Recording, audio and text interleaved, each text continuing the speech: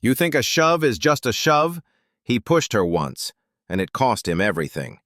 By the end of this story, you'll understand why I did it, and why revenge doesn't always bring peace. Hello and welcome back.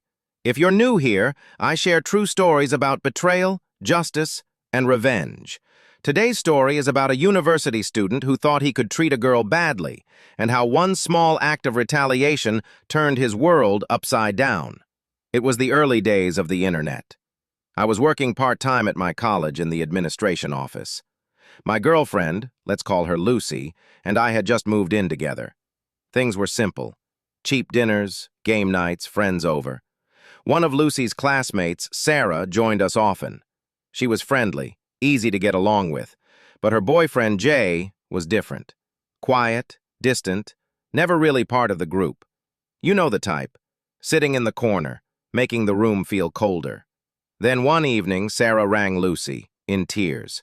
She came over and told us Jay had accused her of cheating, shouted at her, called her awful names. When she tried to leave, he shoved her.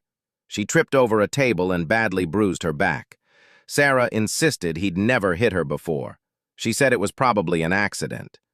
But I didn't see an accident. I saw fear. And in that moment, I decided he wasn't going to get away with it. I'm not a violent man. I've never been in a fight. But I had something far more powerful. Access.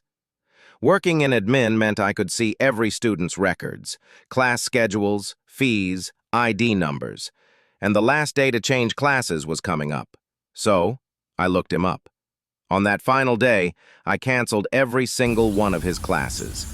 Then I enrolled him in as many paid courses as possible. If you owed money, the university blocked your transcripts. And as a foreign student, if Jay didn't have enough credits, he could lose his visa too. A week later, Sarah came home smiling. In her English class, Jay turned up as usual. But the teacher checked the list, and Jay's name wasn't on it. Someone from the waiting list had taken his spot. He argued. He insisted there must be a mistake.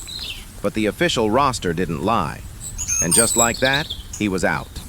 Sarah never saw him in that class again. I never checked his record too often. I didn't want anyone tracing it back to me.